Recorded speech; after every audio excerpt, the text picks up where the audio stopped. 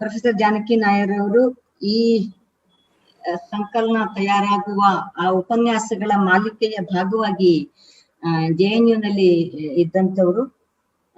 Actually JNU ನ ಚಾರಿತ್ರಿಕ ಅಧ್ಯಯನ ಕೇಂದ್ರದಲ್ಲಿ ಆಧುನಿಕ ಇತಿಹಾಸದ ಪ್ರಾಧ್ಯಾಪಕರಾಗಿ ಕೆಲಸ ಮಾಡ್ತಾ ಇದ್ದವರು. ಆಮೇಲೆ ಜಾನಕಿ ನಾಯರ್ದು ಪರಿಚಯವನ್ನ ನಾನು ಹೇಳ್ತಾ ಹೋದ್ರೆ ಬಹುಶಃ 20 ನಿಮಿಷ ಅದೇ ಬೇಕಾಗತ್ತೆ, ಅಷ್ಟೊಂದು ಕೆಲಸಗಳನ್ನ ಮಾಡಿದವರು. ಆದ್ರೆ ಇಲ್ಲಿರುವ ಕೆಲವರಿಗೆ ಗೊತ್ತಿರ್ಲಿಕ್ಕಿಲ್ಲ, ಜಾನಕಿ ನಾಯರ್ JNUಗೆ ಹೋಗುವ ಮೊದಲು ನಮ್ಮ ಚಳುವಳಿಯ ನಿಕಟವಾಗಿ ಇದ್ದವರು. 80ರ ದಶಕದಲ್ಲಿ ಬೆಂಗಳೂರಿನಲ್ಲಿ ನಡೆಯುವಂತಹ ಹಲವಾರು ಚಟುವಟಿಕೆಗಳಲ್ಲಿ ಸಕ್ರಿಯವಾಗಿ ಪಾಲ್ಗೊಂಡಂತವ್ರು. ಸೊ ಅನಂತರ ದೆಹಲಿ ಯೂನಿವರ್ಸಿಟಿಯಲ್ಲಿ JNU ನಲ್ಲಿ ಇದ್ದು ಈಗ ಮತ್ತೆ ವಾಪಸ್ಸು ಬೆಂಗಳೂರಿಗರಾಗಿ ಇಲ್ಲೇ ಬಂದು ನೆಲೆಸಿದ್ದಾರೆ. So I heartily welcome you Janaki. You can speak in English, absolutely no problem. As I told you, we have invited many non-Kannadigas to the webinar today to listen to you in English only. So absolutely, language has no bar here. You can speak in English conveniently. So I welcome you on behalf of everybody here. Thank you. ಕ್ಷಮಿಸ್ಬೇಕು, ನನಗೆ ಅಷ್ಟು ಚೆನ್ನಾಗಿ ಕನ್ನಡದಲ್ಲಿ ಮಾತಾಡಕ್ ಆಗಲ್ಲ. So ದಯವಿಟ್ಟು you please put up with my English. Just to summarise what ನೀವು ಹೇಳಿದೆಲ್ಲ ಅರ್ಥ ಆಗುತ್ತೆ, ಆದ್ರೆ and I can respond also, but I will respond in English if you don't mind. Thank you, Vimla, for organizing this event. I feel I'm being welcomed back to Bangalore after retirement in a very nice way. And it's, of course, a historic occasion because so much is happening in so many parts of the country, and especially around Delhi, that is of relevance to this effort. I'm going to just speak a few words and leave most of the discussion to others today. Vimla specifically asked me to say a few words about how this book came about. I'll say a few words about that, and I will also say a few words about the themes which I feel are extremely relevant to us today at this very critical juncture. Please let me know if there is any issue with the hearing. Sure.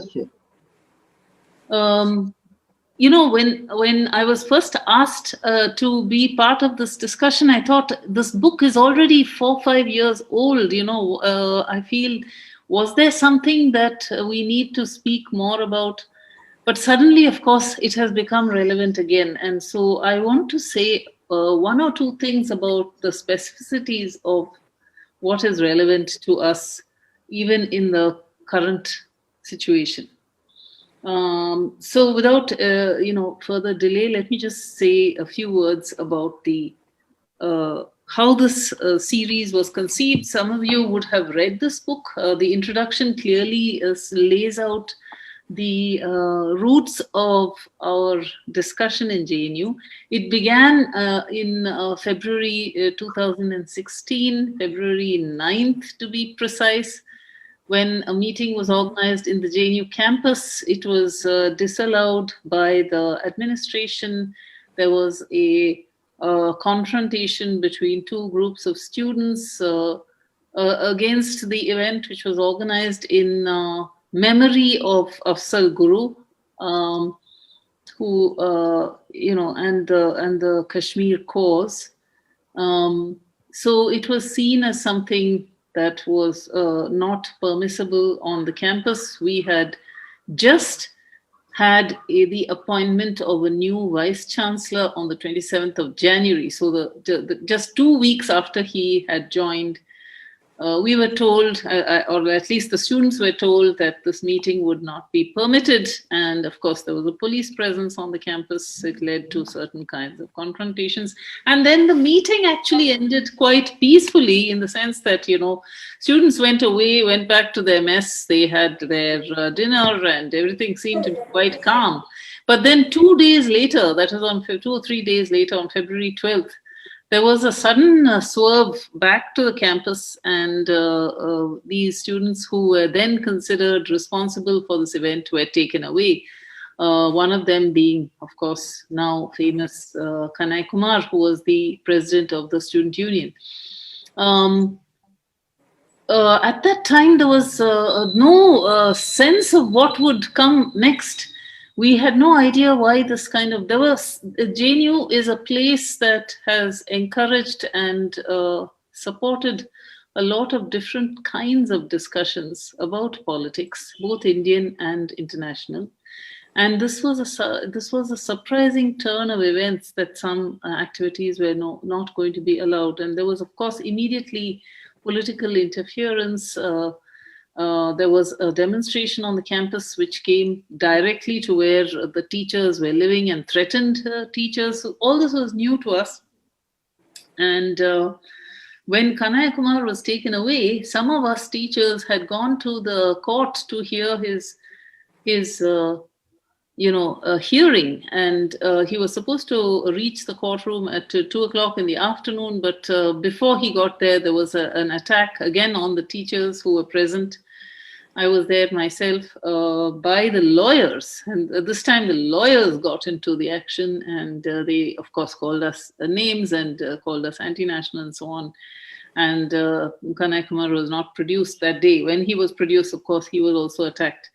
So this went on, and I think it was around 15th of February, just a few days after this, that we heard from the Vice Chancellor, who said that, all this kind of disturbance in the campus should stop and teachers should go back to their teaching. Now, I have to tell you, the teachers had not stopped teaching. Everybody, all of us were teaching at that time. Nobody had stopped the teaching. Teaching was going on. So we didn't know what he meant when he said, go back to normal and go back to teaching. And so we, at our Teachers Association meeting, it was suggested that we have a, in order to show him that we are capable of doing more than teaching, we decided to organize this teach-in, which we will have on the steps of the administration. Some of you may have seen the videos. And from that day onwards, for actually, no, Vimla, I should correct you here, it was not 1 month, but it was 1.5 months. These lectures on nationalism were conducted almost on a daily basis with 1 or 2 gaps. We had a very large number of speakers speaking. And it started off as something that would be for the JNU community. But within 1 lecture or 2 lectures itself, it had become an international event. People were watching from all over the world. Students from different parts of the country were watching, and therefore it became something we had not anticipated. It became much larger than we had imagined.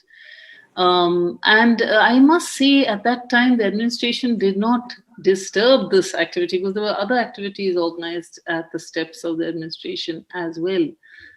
I should also quickly say that, and then of course subsequently we had the offer from many publishers to publish this as a book, and now it has of course taken the form of a book.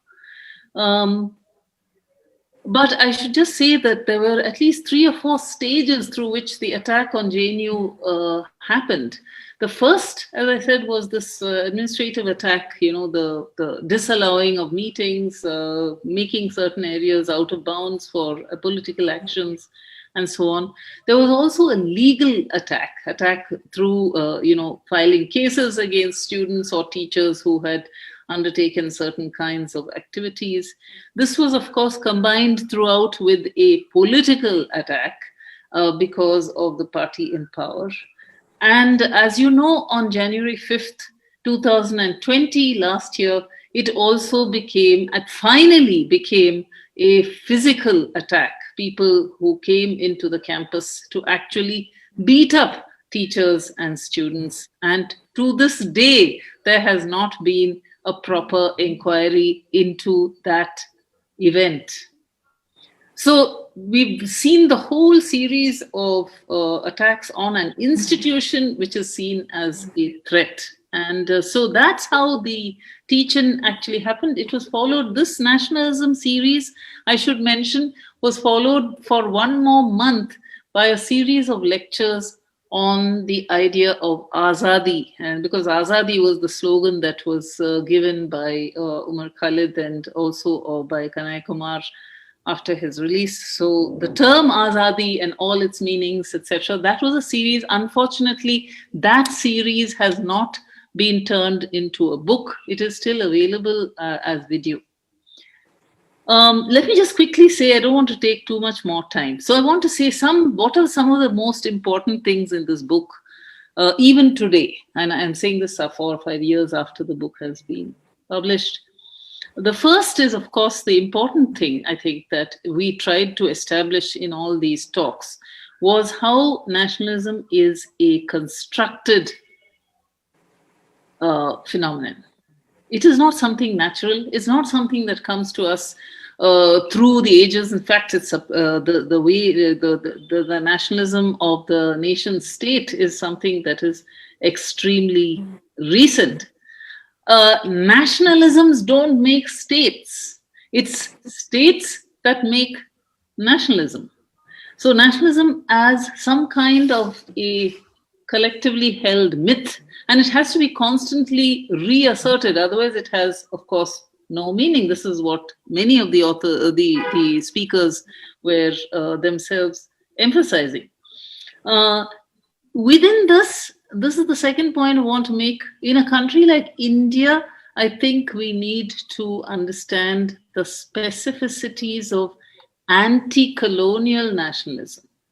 So there were a number of talks which actually talked about anti-colonial nationalism and what it meant. So our nationalism is actually late 19th century, early 20th century, specifically aimed against the colonizing power, the British, and you know, so you know, what are the kinds of ways in which that nationalism was built up as an effort to get rid of this colonial power.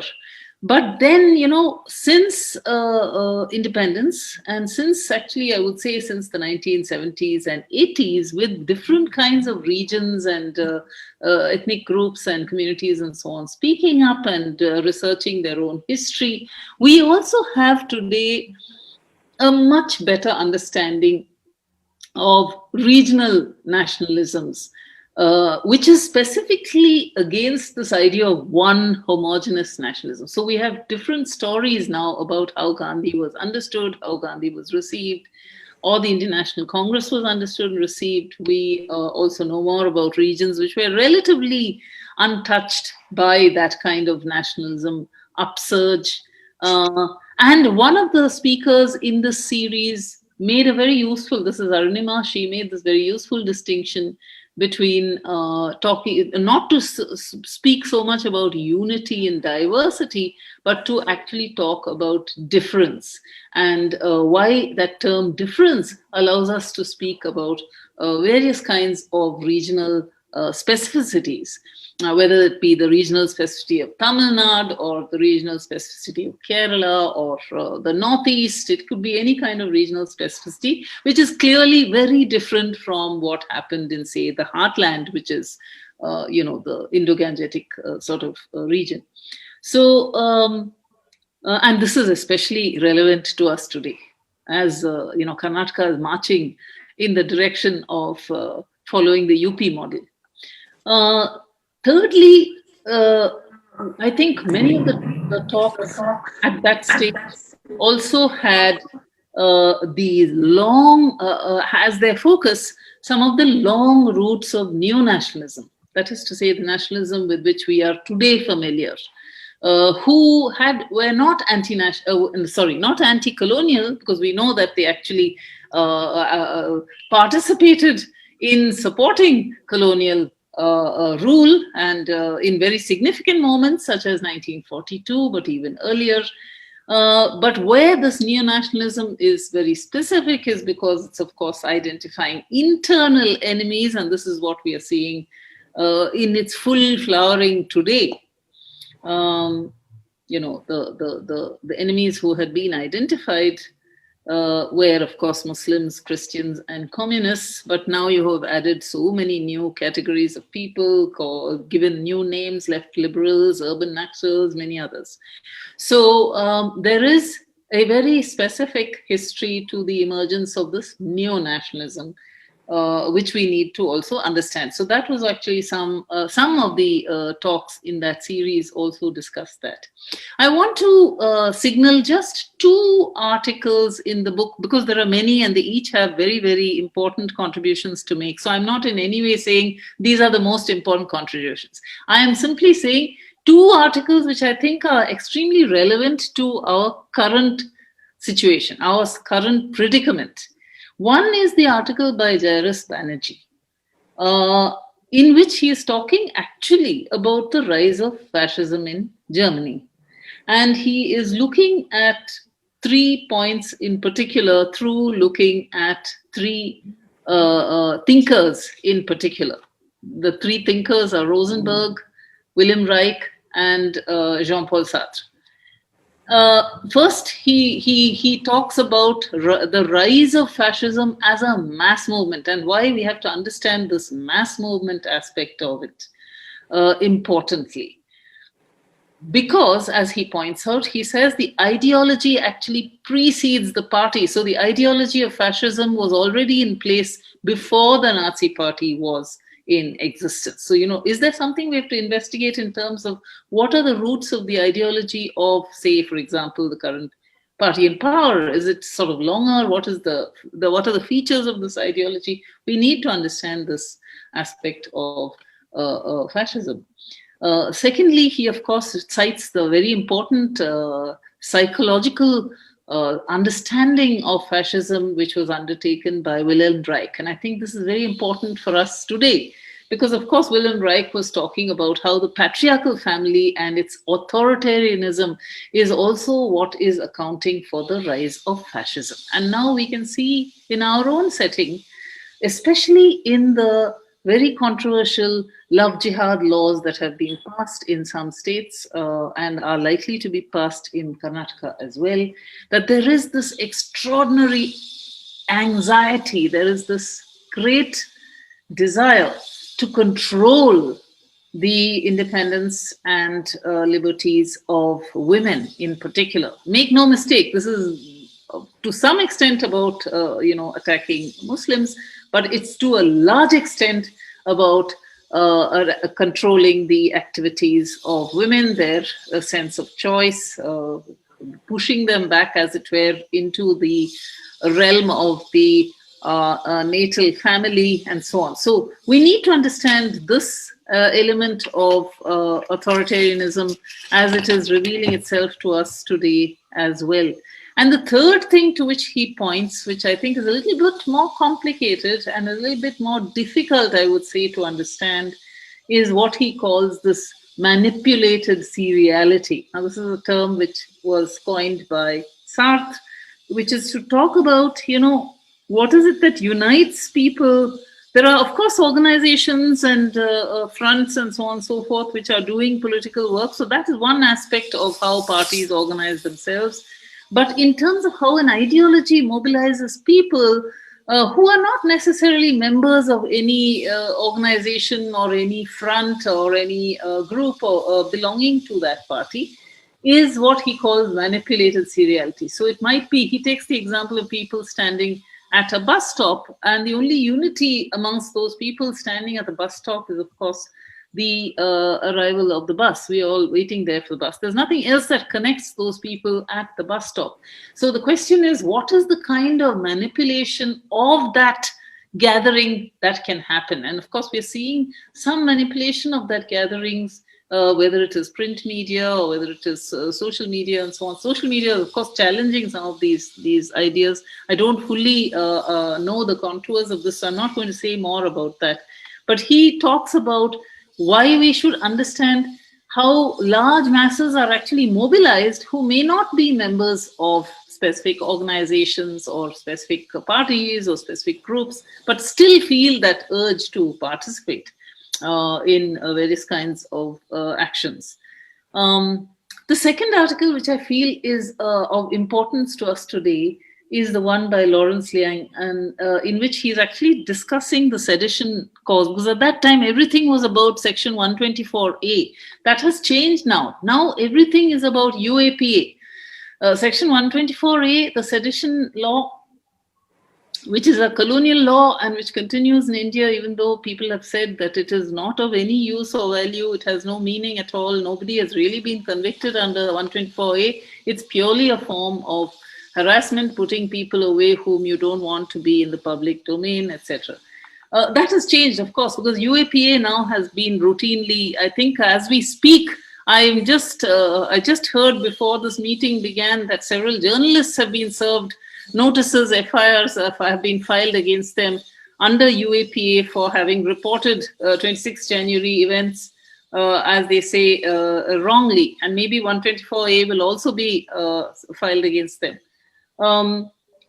So Lawrence Liang was looking at that 124A. I'm not going to go into that discussion. I'm going to the point at which he ends. It's almost like a throwaway line. He didn't actually fully develop this, but I think it's a very, very important point. And the line that he uses, I would like to read out, is how may we bring a more intelligent politics of sentiment in the way we lead our campaigns themselves. He is recognizing that what the achievement of the current government in power is that they have managed to make a connection, an affective connection, which this reliance on the politics of reason does not understand, does not reach. So we are within a framework which uses the politics of reason.